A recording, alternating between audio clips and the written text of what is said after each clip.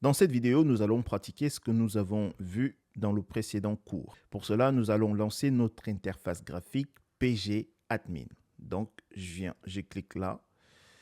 J'ai déjà PG Admin ici. Je clique dessus. Voilà. J'agrandis. Alors, vous venez ici. Vous avez dans Servers. Vous cliquez ici. Et on a notre version de PostgreSQL. Les différentes bases de données. Donc, on va cliquer là. Voilà.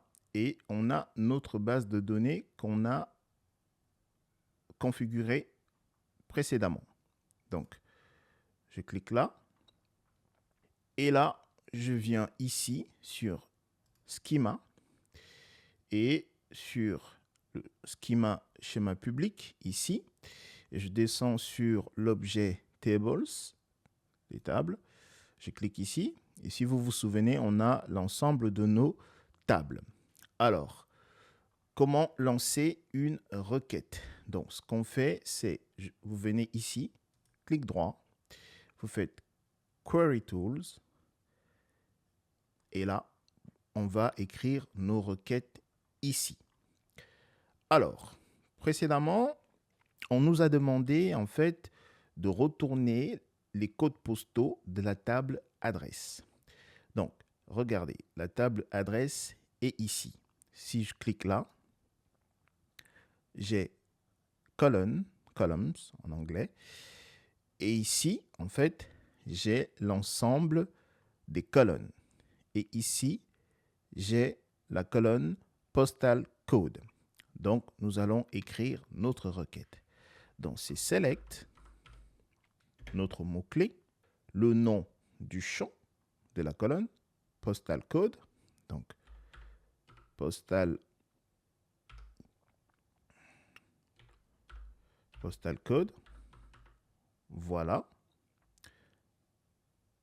Suivi du deuxième mot-clé from. Après le nom de la table. Donc, la table, c'est adresse. Voilà. J'ai oublié un D. Voilà. Et là, vous pouvez exécuter votre requête en cliquant ici, soit en tapant F5. Donc, je vais cliquer là.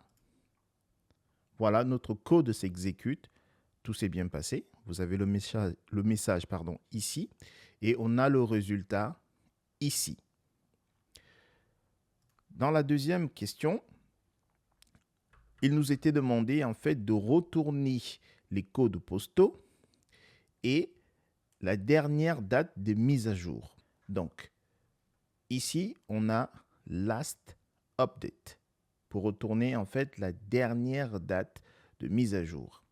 Donc, comme nous l'avons vu, il faut donc écrire select, ensuite postal code, suivi de la virgule pour en fait segmenter nos colonnes pour dire il faut renseigner une autre colonne.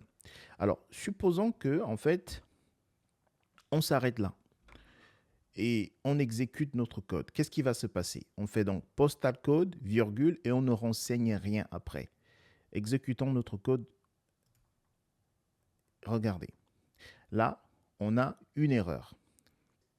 L'erreur nous dit error de syntaxe sur ou après de from. Ligne 1. C'est ici. Donc, juste avant le from, le problème ici, en fait, c'est la virgule.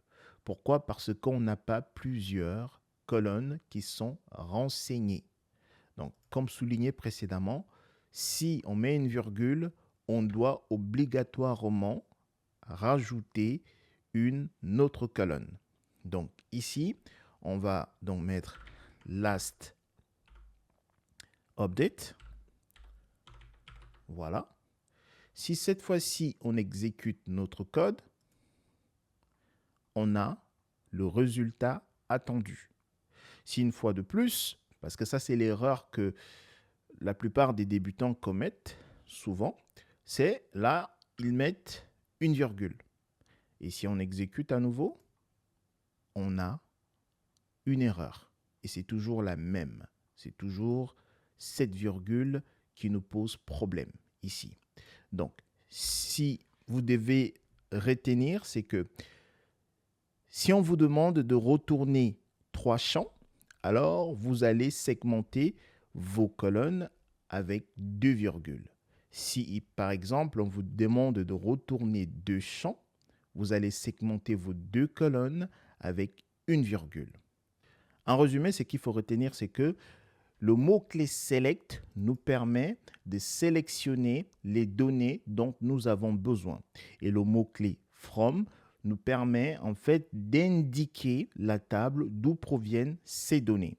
Dans le prochain cours, vous allez réaliser votre premier challenge.